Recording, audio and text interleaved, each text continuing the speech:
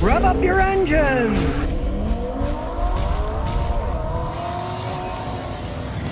Jerome says, hey, is a British-built Honda as good as a Japanese-built Honda? No, and the main reason is the British drink a lot more than the Japanese do. I went to England, people never stop drinking. Nighttime, daytime, they're always drinking. The Japanese, not so much. They might go on binges, but they're not drinking all the time. I found that nothing has the quality of Japanese-built cars that are Japanese. It's just the way that it goes. They can come close, like the Toyota Tundras that are made in San Antonio, Texas, are pretty close to the vehicles they make in Japan. Now, they do not make Toyota Tundras in Japan because they don't want big trucks there. So you can't even compare it. You have no choice. Take a Toyota Corolla that's made in Japan and one that's made in the United States. The ones made in Japan are better quality. I can just tell you they are. And just from my experience, being a man who has owned many English motorcycles and a few Japanese motorcycles, I'd say the Japanese have the English beat manufacturing hands down. Michael Gonzalez says, should I buy a new IS350 or a used one? What's your choice? How much money do you want to spend? I would never buy a new car. There's so many good ones, and the Lexus is going to last so long. Give you an example. My wife's 2002 Lexus ES300. It was $37,500 new. I bought it for $3,000 with 65,000 miles.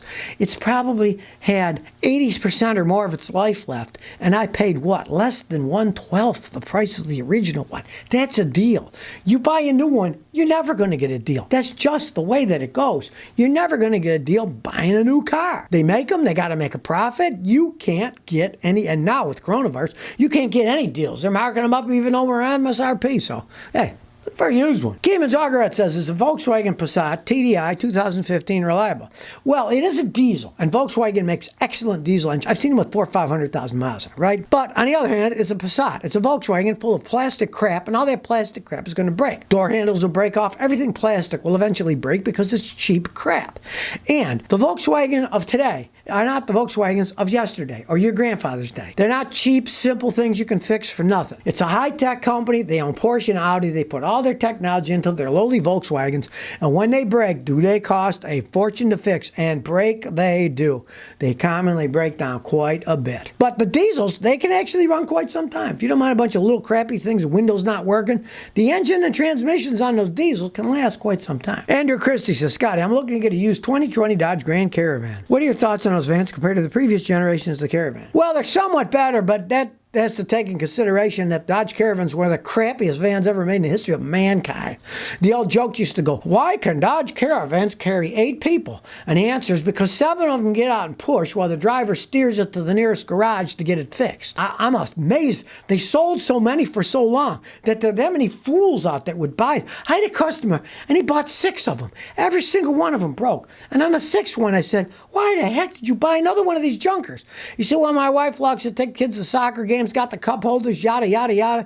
But at least he bought an extended warranty that covered it for 100,000 miles because he bought it used with like 40,000 miles. And I said, well, I checked it up for him. I said, it's okay, but I said the compressor for the AC starting to go out. I can tell you that. 5,000 miles, it blew up. But he had bought the 100,000 mile warranty. He got it fixed for $20. That was his co-payment. So what the heck? But why would you buy the 6th one after the first 5 were crappy? I don't understand. I guess he just wanted to keep his wife happy. Dylan Duther says, what are your thoughts on a 2022 Toyota Camry hybrid? I'm not a hybrid fan myself, but if you're going to get a hybrid, this is probably one of the best you can get. They get good gas mileage, they got decent power. The only thing about a hybrid is I'm the cheapest man on the planet. I want a car that lasts 3, 4, 500,000 miles, right? In a hybrid, you're going to spend $3, $4, $5,000 or more fixing the hybrid stuff when it breaks. Truthfully, the earliest I ever saw a Toyota Camry hybrid actually break down and need expensive engine or transmission work was like 175,000 miles. So if you're happy buying a car new and you get 175,000 miles of trouble-free driving, but then you got to spend money, go right out and buy one. You're going to get better gas mileage and all that stuff. But understand one thing. It's only an economical choice if you do a lot of in-town driving. It gets phenomenal in-town gas mileage, but it gets the same gas mileage on the highway as any other car, just about.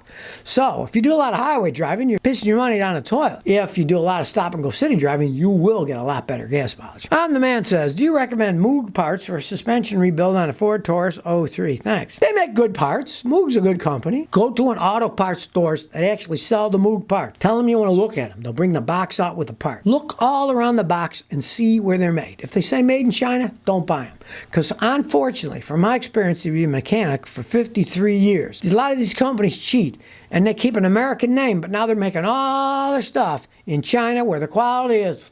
So you want to see where it was made. If it's made in China, I wouldn't buy it. I'd get something else. They always made good parts, Moog, but I don't know. You can never know what anybody's doing these days. I've seen stuff that you think American, and then you look at it, it's made in China or Mexico. By law in the United States, somewhere in that box or on the piece, it's got to say where the heck it was made. JJ said, I bought a 2022 Mazda Miata. Should I be worried about carbon buildup later in its life since it's a GDI engine? Not really. Mazda doesn't have problems. They designed them better. Realized that a little while back, Mazda and Toyota got a pretty good relationship going down in Alabama. They got a factory where they build Mazdas and Toyotas on the same assembly line.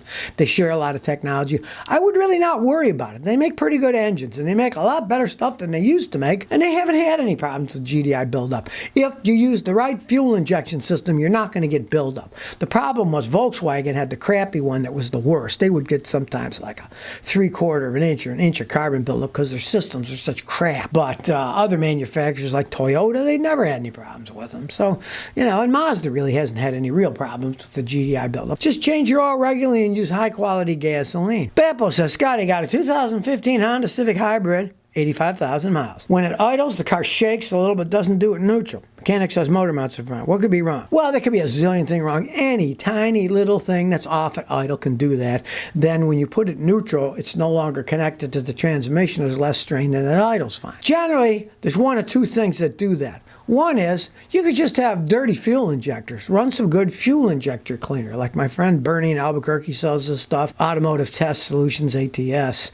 And you go online to their website and buy their cleaner. You just put it in the gas tank and this stuff really works, right? Now, the other thing it could be, and that you would live with, if your torque converter inside your automatic transmission is somewhat worn, when you put it in drive and you're idling, the car will shake. But when you put it in neutral, that disconnects the torque converter and it stops shaking. I've seen that happen too, and that's something you live with.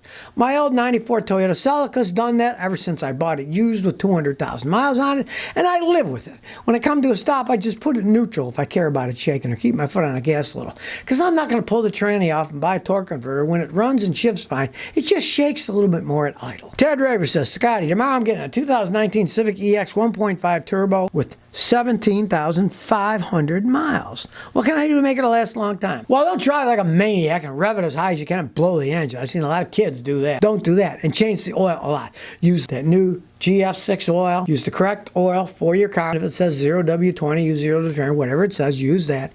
And don't listen to any of the crap engineers try to tell you. Even with that full synthetic fluid, change it every 5,000 miles or once a year. The oil lubricates not just the engine, it also lubricates and cools the turbocharger. You want to keep the oil clean.